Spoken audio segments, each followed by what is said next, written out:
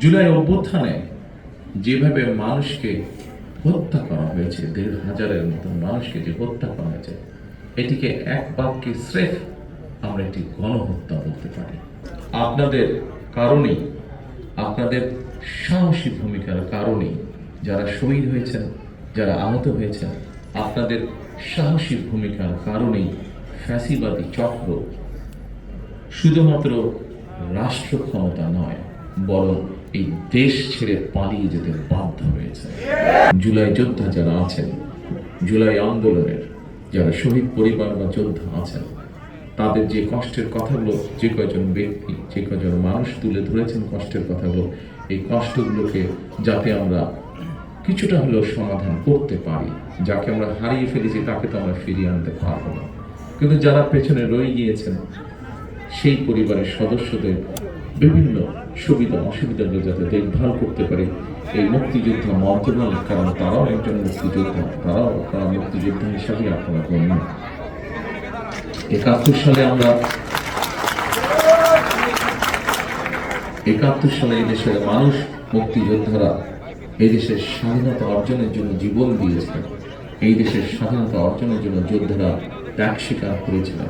ঠিক একইভাবে ২৪-এ যে যোদ্ধারা যুদ্ধ করেছেন, তারা স্বাধীনতা সার্বভৌমত্ব রক্ষার যুদ্ধ করেছেন। স্বাধীনতা সার্বভৌমত্ব অর্জিত হয়েছিল ৭১ সালে, ২০২৪ সালে। সেজন্যই মুক্তিযুদ্ধ মন্ত্রণালয়ের মধ্যে আমরা আরেকটি ডিপার্টমেন্ট তৈরি করব, যাদের দায়িত্ব হবে এই মানুষগুলো দেখভাল করা। ইনশাআল্লাহ দীর্ঘ ১.৫ দশকেরও বেশি সময় ধরে চলা ফ্যাসিবাদী বিরোধী আন্দোলনে হাজার হাজার মানুষ গুম হয়েছে, খুন অপহরণের শিকার হয়েছে। এরকম অনেকগুলো পরিবারের সাথে গতকাল আমার কথা হয়েছে, দেখা হয়েছে। অসংখ্য অগণিত পরিবার সব হারিয়ে ছিন্ন বিচ্ছিন্ন হয়ে গিয়েছে। শুধুমাত্র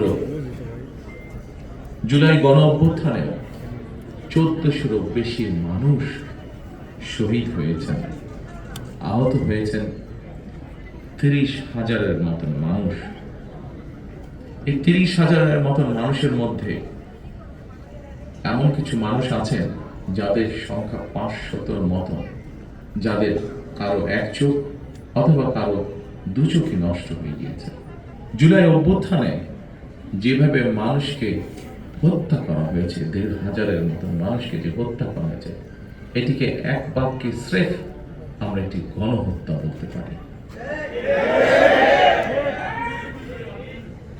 জুলাই গণ অভ্যুত্থানে যারা বিভিন্নভাবে আহত হয়েছেন, তাদের অনেকেই আজকের এই অনুষ্ঠানে উপস্থিত আছেন, আমাদের সামনে বক্তব্য রেখেছেন। কেউ কেউ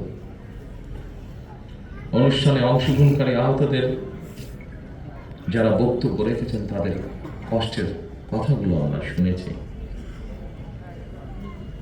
প্রিয় ভাইরা, আপনাদের কারণেই, আপনাদের সাহসী ভূমিকার কারণেই যারা শহীদ হয়েছেন, যারা আহত হয়েছেন, আপনাদের সাহসী ভূমিকার কারণেই ফ্যাসিবাদী চক্র শুধুমাত্র রাষ্ট্র ক্ষমতা নয়, বরং এই দেশ ছেড়ে পালিয়ে যেতে বাধ্য হয়েছে।